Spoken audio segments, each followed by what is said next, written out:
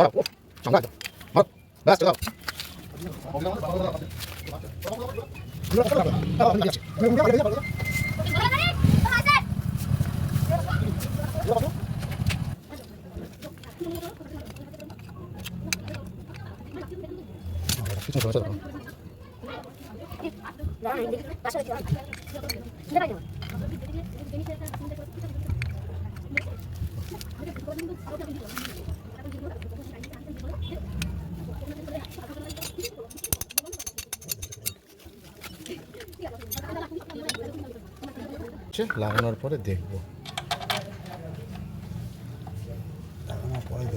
হ্যাঁ, এখন না লাগিয়ে বোঝা যাবে না।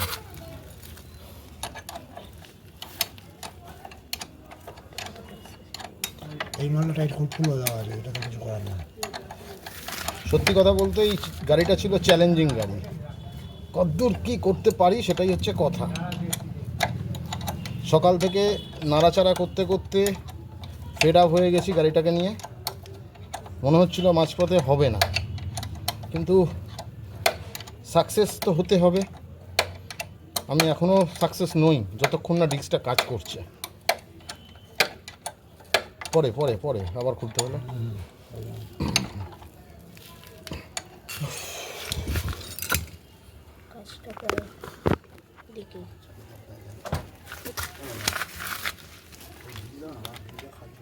একটু পরে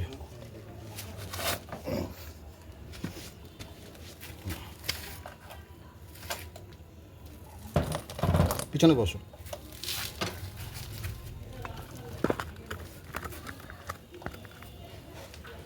মারো, টাইট হয়েছে? মারতে থাকো মারতে থাকো মারতে থাকো, মারো ছাড়ো, ফাট করে টাইট হয়ে যাবে। ছাড়ো এবারে, ছাড়ো, ছেড়ে দাও একদম, মারো, ছাড়ো। ওফ চাবুক, মারতে থাকো, মেরে ধরো, মেরে ধরে রাখো।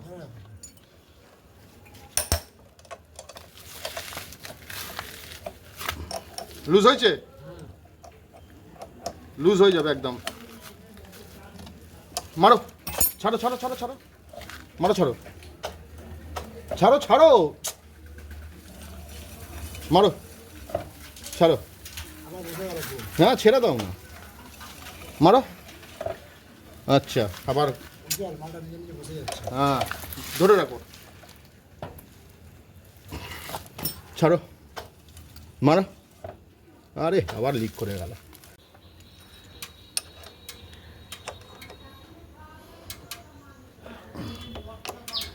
ব্রেক মারবে না? না না, আমি ব্রেকে হাতেই নেই, আগে থেকেই মারছি না।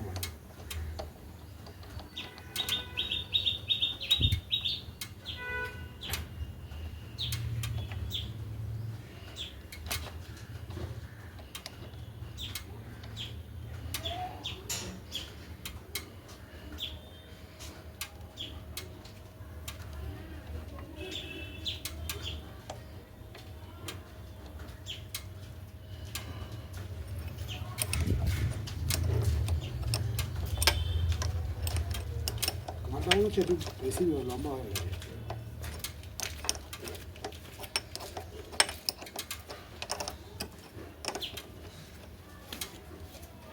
নেকড়া বার করো।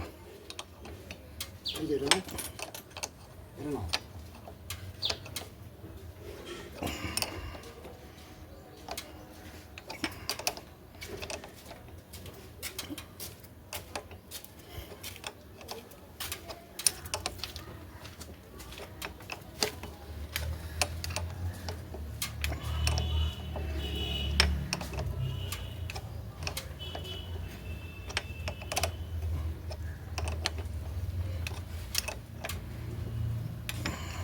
এতটাই খাচ্ছে।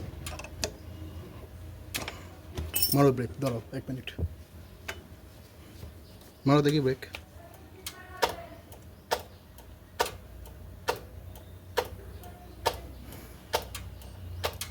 মারো ব্রেক,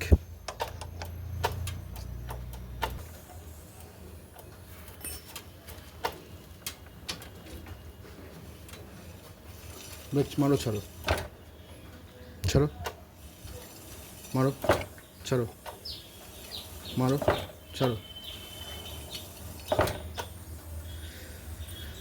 তো মোটামুটি সাকসেস।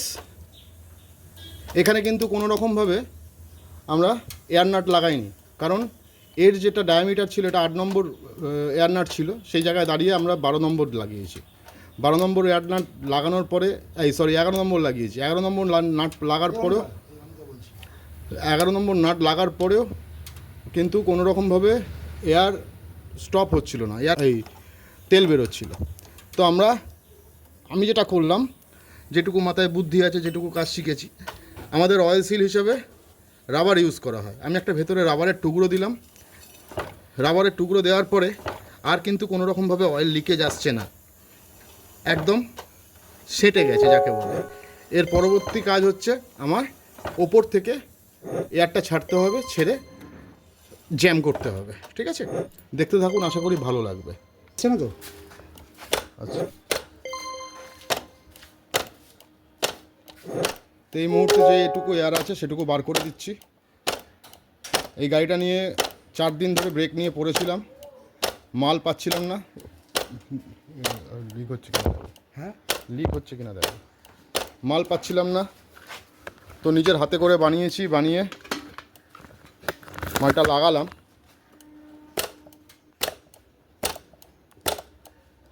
না লিক হচ্ছে না। তো গাড়িটা হচ্ছে সুজুকি 150R। তো এর আগে ইতিপূর্বে আপনাদের দেখিয়েছি গাড়িটার কাজ হয়েছে, বাবলস এখনও বেরোচ্ছে, দেখতে পাচ্ছেন। সমস্ত এয়ার আমি কিন্তু আর এয়ার নাট ইউজ করব না, যা হবে এখান থেকে আপার বকেট থেকে আমি বার করব। বুঝতে পারছেন কীভাবে এয়ার বেরোচ্ছে।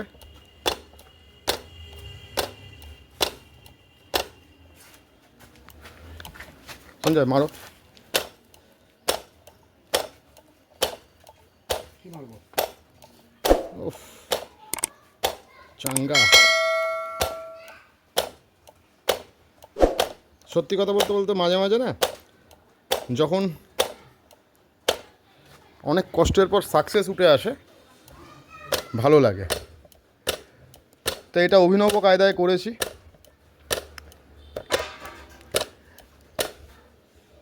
ওতে হাত দেওয়া যাবে না। যতদিন ওরা থাকবে গাড়িটা ততদিন আর এতে হাত দেওয়া যাবে না। না,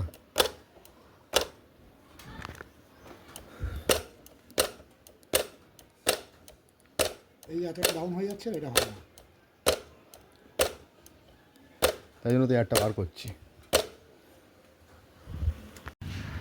বসো বসো বসো। গাড়ির কাজ কমপ্লিট। লেফট হ্যান্ড, এটা হচ্ছে লেফট সাইডে disc brake. Suzuki GS 150R disc ব্রেকের কাজ হলো। একদম ব্রেক লুজ, এখানে কিন্তু ব্রেক নাটের জায়গায় অন্য কিছু লাগিয়েছি, বুঝতেই পাচ্ছেন, যার জুগার যাকে বলে। ঠিক আছে, হালকা অয়েল না, হালকা অয়েলও নেই, আগের অয়েলটাই।